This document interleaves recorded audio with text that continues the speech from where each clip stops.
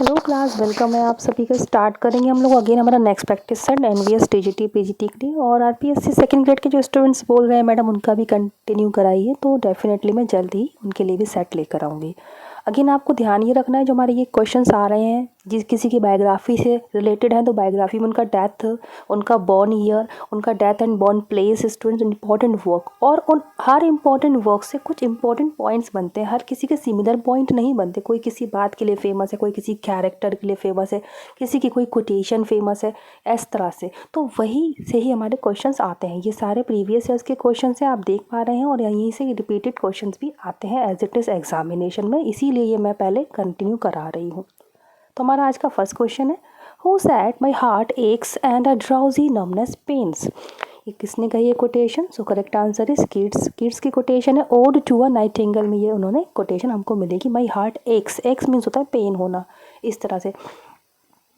John Keats की अगर हम बात कर लेते हैं, इनका लाइफ स्पैन है 1795 से लेकर 1821। और ये इंपॉर्टेंट होता है, जब भी आपके सामने किसी का भी क्वेश्चन आता है, आप उनका लाइफ स्पैन एज उसी समय अगर देख लेते हैं तो आपके लिए हमेशा के लिए उसको लर्न भी कर लेते हैं। नेक्स्ट क्वेश्चन है आज का हमारा, who said about kids. Kids के बारे में ये कोटेशन किसने कही है? ही इज़ विथ शेक्सपियर, उनको बिल्कुल शेक्सपियर के समान माना है। So the correct answer is Matthew Arnold, option D. इन्होंने ये कोटेशन बोली है किड्स के लिए। Next question is, who said about kids a long romantic entitle Endymion is written by. देखिए एंडिमियन वर्क किसका है? तो जॉन किड्स का है अगेन। और इसमें पूछा, इसको बताया गया है लॉन्ग रोमांस एंटाइटल, ये रोमांटिक इनका वर्क है, एंडिमियन जॉन किड्स का है स्टूडेंट्स। नेक्स्ट क्वेश्चन आज हम देख लेंगे इनका, John Keats was a dash. तो क्या है इनमें से जॉन किड्स? तो इसका आंसर है ऑप्शन डी, हेलेनिस्टिक।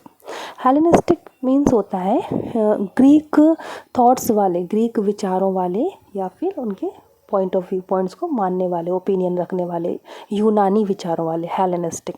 तो जॉन किड्स ये हो गया। एंडिमियन भी जो इन्होंने लिखा है वो भी ग्रीक माइथोलॉजी से प्रेरित होकर लिखा है जॉन किड्स ने, तो ये एक हेलेनिस्टिक पोएट कहे जाते। करेक्ट आंसर है हेलेनिस्टिक। सेंटिमेंट पे नहीं चले जाइएगा, सेंशुअस वाला वर्क आता है। Next question is, who is called the Prince among essayist. इनमें से किसको एसेइस्ट का प्रिंस कहा जाता है, राजकुमार कहा जाता है? So the correct answer is Charles lamb, क्योंकि फादर ऑफ एसेइस्ट तो हम लोग फ्रांसिस बेकन को कहते हैं, याद रखिएगा, फादर। ओके, तो ये प्रिंस ऑफ एसेइस्ट हमारे चार्ल्स लैम्ब हो जाते हैं। चार्ल्स लैम्ब का जो लाइफ स्पैन हो जाता है वो है 1775 से लेकर 1834 तक। इंपॉर्टेंट है, पॉपुलर एसेइस्ट है, पर्सनल एसेस के लिए कंसिडर ये किए जाते हैं, फेमस है अपने पर्सनल एसेस के लिए। Charles Lamb, prince of essays. Next question is, which of the following essays is not written by Charles Lamb. इनमें से कौन सा एसेज चार्ल्स लैम्ब का नहीं है? So the correct answer is of studies, ये फ्रांसिस बेकन का है ये।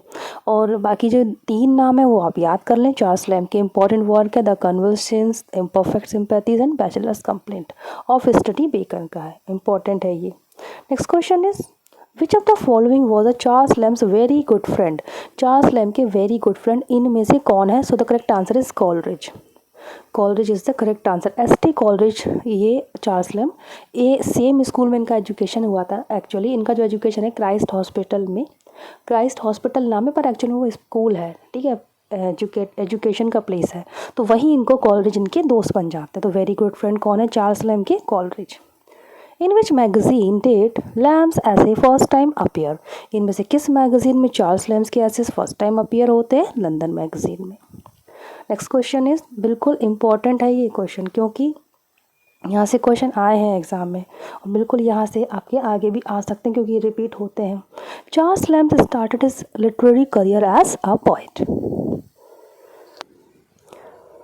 एज अ पोइट इन्होंने, देखिए ये क्वेश्चन इसलिए बन रहा है क्योंकि माने क्या जाते हैं, ये एसेइस्ट है, प्रिंस ऑफ एसेइस्ट है, लेकिन इन्होंने अपना लिटरेरी करियर एक पोइट के रूप में स्टार्ट किया था चार्ल्स लैम्ब ने।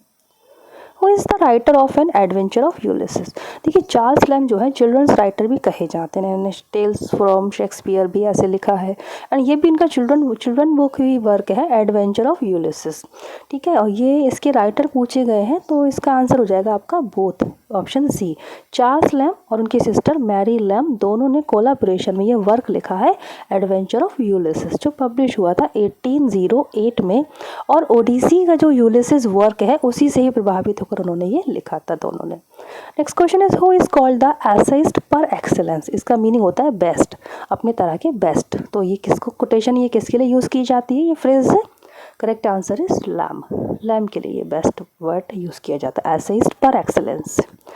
How is Lamb associated with Christ hospital. Again Christ hospital से लैम का क्या कनेक्शन है? इनका एजुकेशन यहाँ का रहा, here he was educated, option C. और यहीं कॉलरिज से मिले थे, ध्यान रखिए क्राइस्ट हॉस्पिटल का एजुकेशन का प्लेस है। The author of essay of Elia is. Essays of Elia Charles Lamb का नाम आता है, तो एसेज ऑफ एलिया का नाम सबसे पहले आता है। तो एसेज ऑफ एलिया ये है बाय चार्ल्स लैम, और ये कलेक्शन इनकी एसेज का बुक कलेक्शन है, इम्पोर्टेंट है। पब्लिश कब हुआ था ये बुक फॉर्म में? पहली बार 1823 में। बाकी लंदन मैगजीन में इनके एसेज वाइज तो पब्लिश होते ही रहते थे, लेकिन एक बुक फॉर्म में 1823 में पब्लिक हुआ था। इसका जेनर क्या है? Biography, collection of essays essays of Elia Charles Lamb. और एलिया ही जो चार्ल्स लैम का है सीडोनिम या pen name. The praise of chimney sweeper. Praise of chimney sweeper जो वर्क है ये किसका है? एक एसेज है बाय चार्ल्स लैम। ये आरपीएससी फर्स्ट ग्रेड में भी था, तो मैंने काफ़ी पढ़ाया था वहाँ ये ऐसे। तो चार्ल्स लैम का एक निबंध है। Next question is, students I hope कि आपकी प्रैक्टिस अच्छे से चल रही है और ज़्यादा से ज़्यादा स्टडी करें। आपने मटेरियल जो भी आपके पास है उससे आप लोग मैच भी करें। जो भी पढ़ते हैं बुक्स है तो उनको सेट देखिए, उनकी थ्योरीज समझें, फर्स्ट पेपर की तैयारी भी अच्छे से करते रहें। बहुत से स्टूडेंट हैं जिन्होंने अपने भेजे हैं मुझे, मतलब सबूत के साथ कि मैम वो ज्वाइनिंग कर चुके हैं, उनकी जॉब लग गई है, सिलेक्शन हुआ है। तो मेरी यही कोशिश रहती है कि जो भी यहाँ आए वो बिल्कुल उन्हें सफलता मिले, सक्सेस मिले।